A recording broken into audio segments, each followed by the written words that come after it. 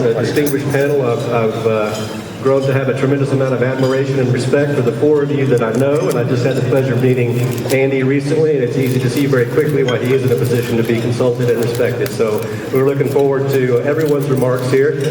Andy will be the one sort of introducing us as a general proposition to the credit markets, what's happening out there, and then get into a couple of details that are specific to digital cinema about access to credit financing. And then we're going to move as quickly as possible into the subject of self-financing and whether that is a ray of hope or something that could accelerate the digital transition. As Julian and Levin said earlier, there are not that many moving parts left in digital cinema, but this open question of self-financing and whether it can become a viable route, at least for some part of our industry, is very much one of those moving parts, and we hope to explore that and illuminate that hopefully in the discussion today.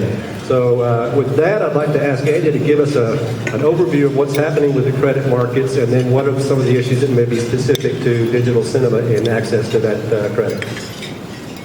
Perfect. Well, it's better to be here than in London right now, where we're being burned in effigy. Hanging out as a banker in London is probably a dangerous thing to be, so in Las Vegas is much better.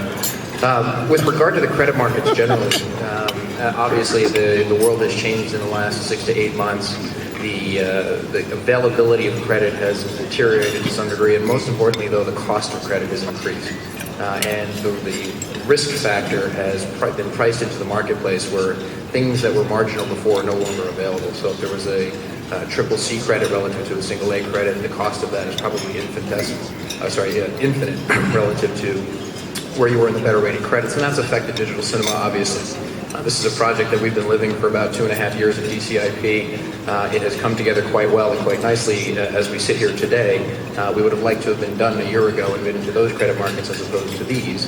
But I will tell you that we've created a structure that I think makes a lot of sense for today's credit markets that can get done and that we're working very diligently on with regard to both the debt and the equity piece of that. We should be, as Jeffrey I think announced, that we're going to be done by June. He didn't hear that from me, but we're going to try to push through that in the next quarter here. But we're feeling really good about the way the markets are, as long as they stay reasonably stable, which I think is what most people were anticipating, which is if you can get to a point of stability, then people become a little bit more confident and put their money to work, and that's what we've been looking for recently.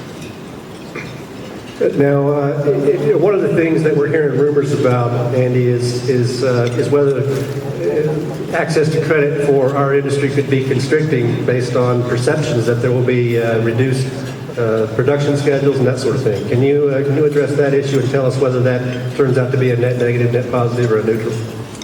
Well, sure. I think we've talked about this a little bit before the panel. The digital cinema financing is based on the VPF, sort of a number of turns of prints that go through the system. And one of the worries has been in the market generally is that as the rumored studio reduction in the number of pictures that are put out would impact the number of prints that go through each different theater and the number of VPFs that are available to pay down debt. Our view is that is, while a particular studio may go from 20 or 25 pictures per year down to 15 or 20, that there are a lot of other pictures out there that could get put through the system. We don't depend on a particular studio or a particular group of studios to put those through, but the general availability of pictures through the entire system is what's most important. And maybe some pictures that didn't get widely distributed before will have the chance to do that today. Each of those will pay a VPF and help us amortize debt over a period of time. So I think we're relatively positive about that.